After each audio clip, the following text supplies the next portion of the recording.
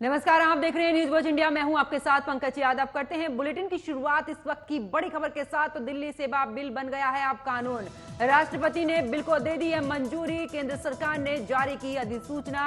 अमित शाह ने 1 अगस्त को सदन में पेश किया था बिल। संसद के दोनों सदनों में पास हो चुका है बिल और अब इस पर राष्ट्रपति की भी मोहर लग चुकी है। इस वक्त की बड़ी खबर आपको बता रहे, जहां पर आपको बता दें कि सदन के दोनों सदन में पास हो चुका है ये बिल और उसके बाद अब राष्ट्रपति ने भी इस बिल को मंजूरी दे दी है। तो बड़ी खबर आपको बता रहे, जहां पर दिल्ली सेवा बिल अब कानून बन चुका है। राष्ट्रपति ने बिल को मंजूरी दे दी है। इस वक्त की बड़ी खबर आपको बता रहे हैं, केंद्र सरकार ने जारी की अधिसूचना।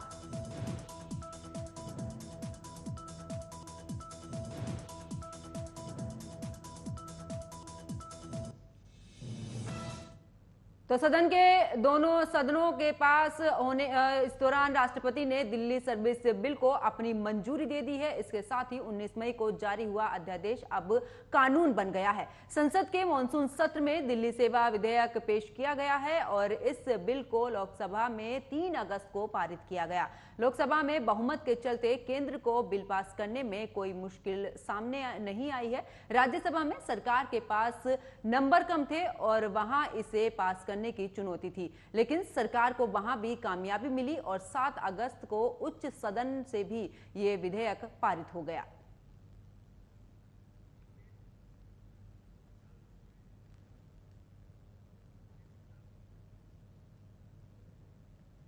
और इसी के साथ में वरिष्ठ पत्रकार जितेंद्र प्रताप सिंह मेरे साथ फोनलाइन पर जुड़ चुके हैं। जितेंद्र जी, जिस तरीके से देखा था कि अध्यादेश को लेकर तमाम कयास लगाए जा रहे थे, दोनों सदनों में भी पेश किया गया था और आखिरकार अब राष्ट्रपति की भी मंजूरी मिल चुकी है।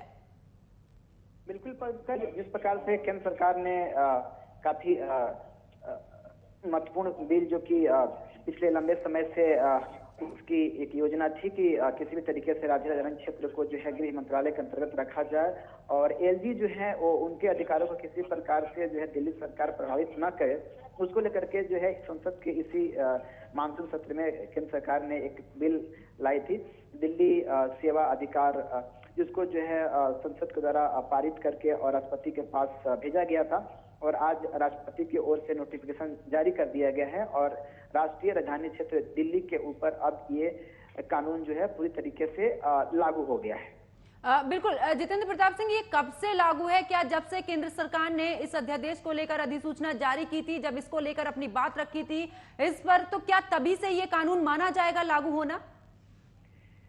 जिस दिन से जो है इस कानून को राष्ट्रपति के पास अध्यादेश जारी किया गया था, यानी उसी तारीख से जो है इस कानून को लागू हुआ माना जाएगा, क्योंकि अध्यादेश अगर जारी हुआ है राष्ट्रपति के द्वारा और अगर अध्यादेश 6 महीने के अंदर संसद के दोनों सदनों के द्वारा पारित करके और राष्ट्रपति को अगर भेज दिया जाता है और राष्ट्रपति अगर उसके ऊपर हस्ताक्षर करके गजट नोटिफाई अगर कर देते हैं, तो जिस तारीख से अध्यादेश सरकार लाती है उसी दिन से ही उस कानून को लागू हुआ माना जाएगा। इस मामले में 19 मई को केंद्र सरकार ने अध्यादेश लाई थी, इसलिए इस कानून को अब 19 मई 2023 से ही लागू माना जाएगा। अगर इस दौरान बात की जाए आम आदमी पार्टी की, तो आम आदमी पार्टी की तरफ से इसका विरोध किया जा रहा था। अब अगर दिल्ली सरकार की बात की जाए तो उनके पास तो पूरे तरीके से अब इस अध्यादेश का जब कानून बन जाएगा तो कोई भी ऐसा प्रावधान नहीं रहेगा। क्या कुछ प्रतिक्रिया उधर की तरफ से?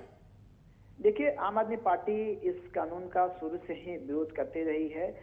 ये नियम पहले से ही दिल्ली के ऊपर लागू था, लेकिन सुप्रीम कोर्ट के अंदर जब सुनवाई हुई तो चीफ जस्टिस डीवाई चंद्रचूड़ की अध्यक्षता वाली बेंच ने कुछ ऐसे प्रावधानों को रद्द कर दिया था जिसके पास जो है कुछ ऐसे महत्वपूर्ण अधिकार हैं जो कि गृह मंत्रालय के द्वारा लिए जाते थे और उसके प्रावधान को फिर दिल्ली के उप राज्यपाल जो है वो लागू करते थे।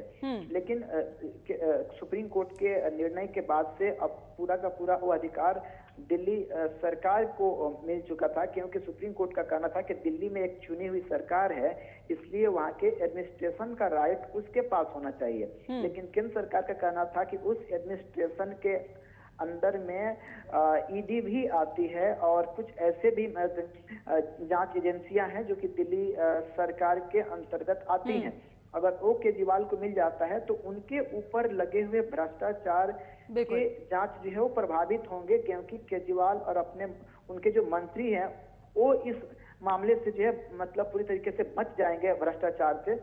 इसलिए केंद्र सरकार चाहती थी कि हम एक फेयर और क्लियर जो है विधेयक ले आए, ताकि दिल्ली के अंदर में जो भ्रष्टाचार चाहे मंत्री हो चाहे अधिकारी हो, अगर कोई करता है तो उसकी भी जांच जो है वो जांच एजेंसियां कर पाए और उसकी रिपोर्टिंग अथॉरिटी जो है वो केंद्र के पास हो।